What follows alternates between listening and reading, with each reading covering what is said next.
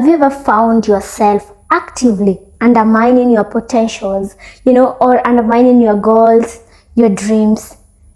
Yes, I have. And how did I come out of it? That is what we're going to be talking about today in our episode. That is self-sabotage. It's COL by AC. I am appreciative of all my fans, and those who are new, guys, hit that notification button, please, and subscribe and view and share. Thank you. I know. So, guys, what is self-sabotage? Self-sabotage is basically self-defeating behavior. What do I mean by self-defeating behavior? I mean behaving contrary to how you should behave. You're supposed to do 1, 2, 3 things to reach your goal, but you do -1, -2, -3 things, the opposite of them. That is self-sabotage. And just to make it more simpler, I'm going to give you behaviors that portray self-sabotaging, and I'll start with the most common one, that is procrastination. You are supposed to submit a certain report on a certain date, but instead of doing so, you say, kesho, tomorrow, I'll submit it tomorrow, until the deadline catches up with you, and you find yourself in a situation that is very uncomfortable, which you would have avoided if you will not have procrastination. So, who did that to you? Yourself. Number 2, something is perfectionism. People who like to be perfect. I must. I actually discourage people using the word must, because must puts you in a position that if you fail to reach, you feel self-disappointed, you feel bad about yourself. So I'm looking at this person and says, I must get 100 in my exam. So if you get a 90, what do you say? You call yourself a failure. Rather, you would have been, I didn't get a 90, I didn't get 100, but I got 90. That means that I tried. But no, because of those limits you've put yourself for, you end up calling yourself a failure. So perfection is procrastination, something is imposter syndrome, something else is negative self-concept. So those are things that show someone is self-sabotaging. Caught in temptations. What is caught in temptation? It's like you have been out of rehab. Then you know that the things that trigger you to take alcohol. So your friends tell you, you know what? Let's not go to the club. Let's do this at your house. But because you want to show them I got this, you go to the club. The next minute you wake up is you are having a relapse. You got triggered, and you. So what do you do to yourself? You have self-sabotaged. You are heading to the good behavior, you had adapted a good behavior. Now you are back to the maladaptive just because you made a decision which you knew was a trigger for you, but you still went ahead with it. Yeah. So those are some of the ways that self-sabotage come up in a person.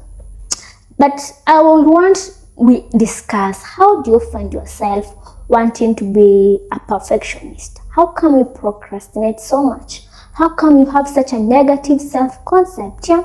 How come you like cutting, befriending your temptation, your triggers? How? And I'll tell you that self-sabotage is a symptom of something like traumas. Yeah? It's a symptom of traumas, something that happened and it left a scar. Actually, it's more of a scar that was left in us, like child neglect, something like modeling.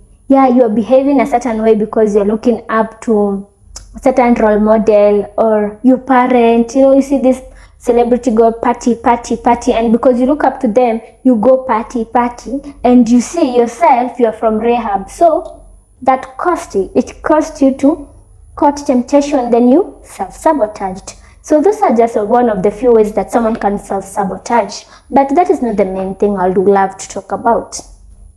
How do I overcome self-sabotage? Someone probably is sitting down there and is like, I see, I know I'm a procrastinator, yeah? I know probably it was caused by this. I know I have a negative self-concept just because my parents, or I had this one bad relationship, or probably I've been trying to do this and it's not working. I know that, but what can I do about it? That is the most important thing. So I'm going to give you 5 simple ways to go about it. Simple. I will give you a million of them, but I chose simple, which are more practical to actualize. So, number one, positive self-talk. You have to start positively talking about yourself, or even to yourself. Yeah, you have to start replacing what you feel is negative to you with what is positive in you. Probably something you make statement like, nobody can love me. I am incapable of being loved. You start replacing with something like, I am loved. Yeah, you have been calling yourself, I am a failure. Be like, I am a winner. I got this.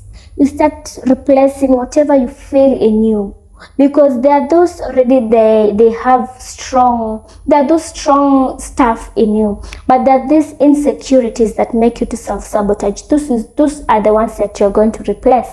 You might be knowing that you're beautiful, so that is sorted, but you call yourself a failure. So you have to replace that failure with, I am a winner. Yeah, look at those small things that you've achieved. Why do you discard them? Magnify what is beautiful, what is big, what is admirable by you in yourself. If you're good at something, make it talk so much that your insecurities do not have power in you, because self-talk has a way of transforming even that is which is negative in you to become positive. Yeah, you might have gone through you might have a skin disease. You went and it left scars all over you. Embrace that. You are beautiful just the way you are, and if you perceive that, definitely the outside side will perceive that. Number two, befriend your insecurities, or befriend those behaviors that make you self-sabotage. Get to know, what do I procrastinate? Why do I want to be perfect? Why do I talk badly about myself? Look at the cause. What caused this? When did I start doing this? And why do I do this? This will give you a clear picture of it. Do I call myself unlovable just because one man who I wanted to love me didn't love me? Then you'll find that those grounds are not strong for you to be that way, for you to call yourself incapable of love.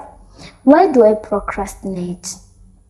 Is it because I don't plan my things? Get to understand why that happens. When do I plan? Do I become disciplined? Do I have control? Get in touch, because procrastination, the only way to avoid procrastination is become disciplined. I have to do 1, 2, 3. So no matter what happens, I have to have control and be disciplined to do that. So that is number two.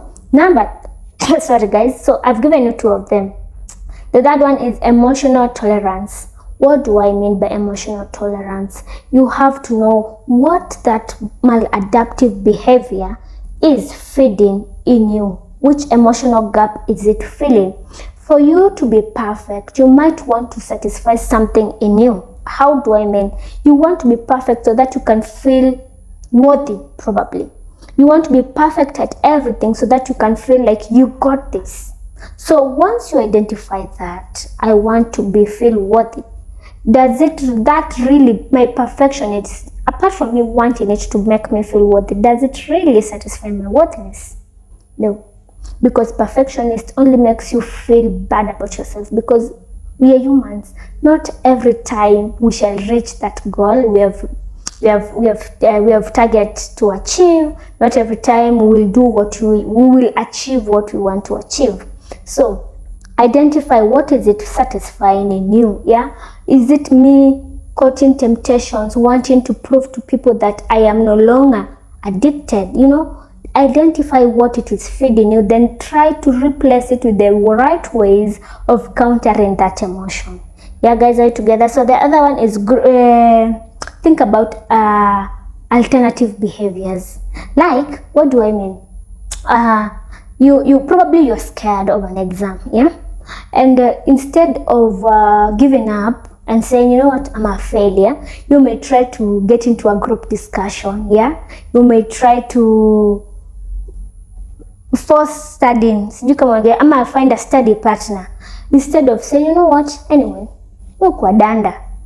That will have some sabotage, because at the end of the day, when you get those poor grades, to yourself, you will fool yourself like, anyway, you see, I got passed, meaning danda. But the reality is, if you would have not have done that, probably the outcome would have different. If you would not have said, wacha tu nikae nigoje nianguke, you would have probably got into a group discussion or attend a study partner, which would have even made you get a better grade. And the last one, guys, I'll talk about is mental health profession. This is looking for a therapist. If it's consistent, probably you have tried to change your behaviors, you have tried to develop positive self-talk, you have tried to develop emotional tolerance, you have tried to know what is the root, and probably you're not even understanding what is the root of it. Me, I believe in talk therapy. I guess you people understand the healing in talking. You hear people once say, when I got that opportunity and I talked it out, I felt lighter. Yeah, maybe you have talked to a friend, to anyone, you felt like something came out of you. Then I asked my question, what if you talked the same thing to a professional? You talked to a friend, that is, you vented, you felt better. But a friend will only probably give you comfort. Now, I'm trying to view in a mental health profession. If you went to a therapist or psychologist like me, I am one. You come to me, I'm trying to understand how much help you will get to understand the reason why you are self-sabotaging. Yeah? So guys, I hope you've understood something. Yes, I know you have. So guys, to all of you, please remember to subscribe, support your girl, support your daktari, and much more. I love you guys. Till next episode. Ciao!